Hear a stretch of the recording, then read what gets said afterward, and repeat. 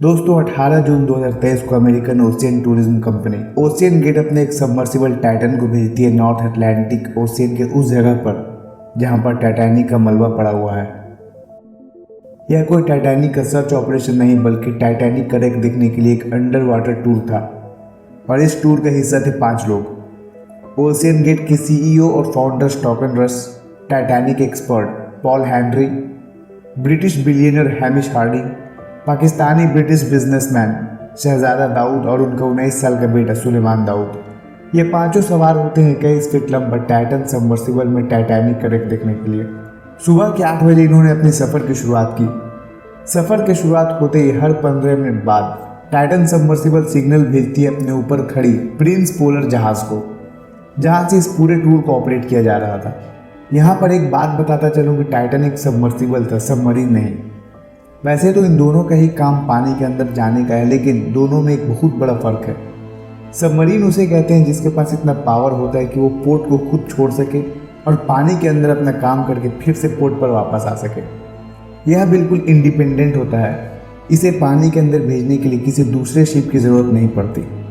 लेकिन सबमर्सिबल के केस में ऐसा नहीं होता। सबमर्सिबल के पास बहुत ही लिमिटेड पावर होता है। इसे लॉन्च और रिसीव करने के लिए एक मदरशिप की ज़रूरत होती है और यहाँ पर टाइटन सबमर्सिबल की मदरशिप ऊपर खड़ी पोलर जहाज़ थी। टाइटन के शुरू होने के 1 घंटा 45 मिनट बाद इसका सिग्नल पोलर प्रिंस जहाज़ से टूट जाता है। ऐसा पहली बार नहीं हुआ जब टाइटन का मदरशिप से सिग्नल टूटा। इससे पहले के टूर में भी इसका सिग्नल टूटा था, लेकिन टाइटन लौट कर सही सलामत वापस आ गया था अपने रिटर्निंग एस्टीमेट टाइम पर। इसलिए इस बार भी लोगों ने सोचा कि टाइटन लौट आएगा और वो लोग ज़्यादा पैनिक नहीं हुए। यह पूरा टूर 7 घंटे का था, सुबह 8 बजे से लेकर दोपहर के 3 बजे तक। मतलब टाइटन के लौटने के वक्त था दोपहर के 3 बजे, लेकिन 3 बजे तक टाइटन लौट कर नहीं आता है। अब ऊपर के जहाज़ पर बैठे लोगों को टेंशन होने लगी। उन्होंने थोड़ी और देर तक इसके लौट आने का इंतज़ार किया। शाम के 5 बज गए, लेकिन टाइटन लौट कर नहीं आया।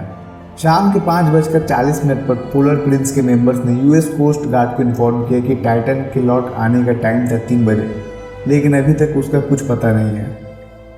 19 जून 2023 को शुरू होता एक सर्च ऑपरेशन टाइटन को ढूंढ निकालने का। यूएस और कनाडा की शिप्स उस एरिया को सर्च करने में अपनी पूरी ताकत लगा देते हैं।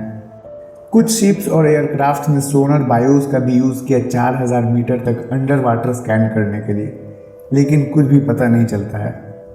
20 जून 2023 अब फ्रांस भी शामिल हो जाता है इस सर्च ऑपरेशन में यूएस और कनाडा के साथ।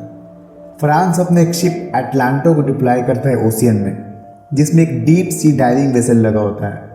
उधर कनाडियन शिप भी सोनार की हेल्प से टाइटन का साउंड डिटेक्ट करने के लिए कोशिश कर रही थी, लेकिन उस दिन भी टाइटन का कोई सुराग नहीं मिला और अब तक यह दुनिया की सबसे बड़ी खबर बन चुकी थी।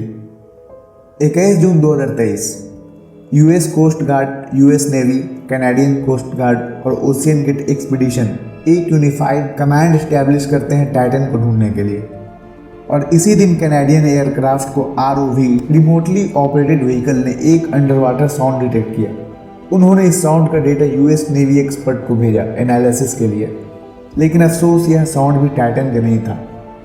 टाइटन को लॉन्च हुए अब पूरे 3 दिन गुजर गए थे और अभी तक टाइटन का सुराग किसी को नहीं मिल सका। 22 जून 2023 टाइटन को लॉन्च किए हुए पूरे 96 घंटा हो चुका था और टाइटन सबमर्सिबल में मैक्सिमम ऑक्सीजन कैपेसिटी थी सिर्फ 96 घंटे की।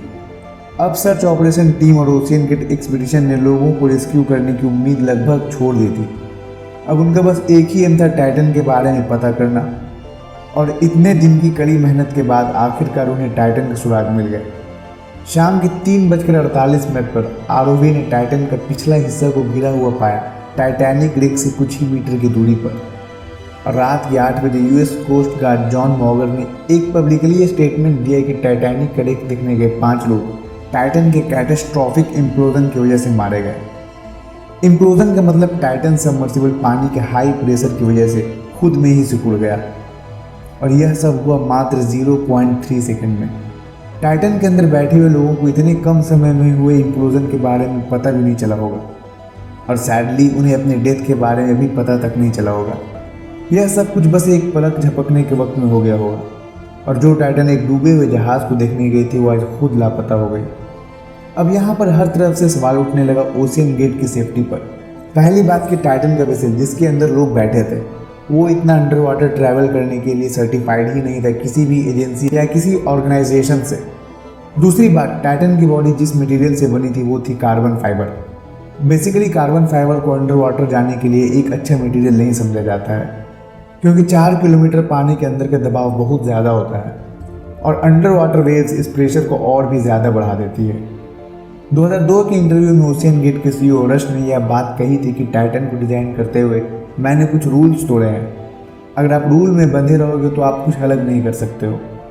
और सेफ्टी एक बेकार सी चीज़ है। अगर आप सेफ्टी के बारे में सोचते हो तो आप बेड से उठो ही मत, कार में बैठो ही मत। इसलिए उन्होंने टाइटन की बॉडी को एक अलग मटेरियल कार्बन फाइबर और टाइटेनियम से बनाया और उनका यही सेफ्टी को नज़रअंदाज करना उनकी मौत का कारण बने। रश उन गिने चुने इन्वेंटर्स में आते हैं जिनका मौत का कारण उनका खुद का ही इन्वेंशन बना। तीसरी और सबसे बड़ी इंपॉर्टेंट बात यह है कि यह पांचों लोग टाइटन में बैठने से पहले एक एक्नॉलेजमेंट साइन किया था जिसमें यह लिखा था कि यह एक एक्सपेरिमेंटल वेसल है और इसके पास किसी भी ऑर्गेनाइजेशन की तरफ से सेफ्टी का कोई भी सर्टिफिकेट नहीं है और इसमें ट्रैवल करने पर किसी भी तरह की इंजरी, डिसेबिलिटी, ट्रॉमा, यहाँ तक डेथ भी हो सकती है। इन सब चीज़ों को जानने के बावजूद ये 5 लोग अपनी लाइफ का रिस्क लेकर टाइटैनिक का रेक देखने के लिए गए। आपकी इन्फॉर्मेशन के लिए बता दूं कि 10 अप्रैल 1912 यही वो डेट था जो कभी न डूबने वाला समुद्री जहाज़ टाइटैनिक दोपहर के 12 बजे अपने पहले सफ़र पर निकलता है इंग्लैंड के साउथहैम्पटन से न्यूयॉर्क सिटी के लिए। और एक आइसबर्ग के टकराने से 15 अप्रैल रात के 2:30 पर यह जहाज़ नॉर्थ अटलांटिक के तह में चला जाता है। इस कभी न डूबने वाले जहाज़ को 3 घंटे से भी कम यानी मात्र 2 घंटे 40 मिनट लगा समंदर के तह तक जाने में और इसका रेक सी लेवल से लगभग 4000 मीटर यानी 4 किलोमीटर अंदर है। यह कितना गहरा है अगर आपको अंदाज़ा लगाना है तो आप एग्जाम्पल लो बुर्ज खलीफा का जिसकी ऊंचाई 830 मीटर है। इसका मतलब 5 बुर्ज खलीफा को एक साथ जोड़कर आप समंदर में डालते हो तब कहीं जाकर यह टाइटैनिक के मलबा के पास पहुंचेगा। अगर आपको टाइटैनिक के बारे में जानना है तो आप टाइटैनिक की वीडियो देख सकते हो। टाइटन के बारे में अगर आप कुछ भी जानते हो तो हमें कमेंट करके ज़रूर बताएं। मिलते हैं फिर अगली वीडियो में।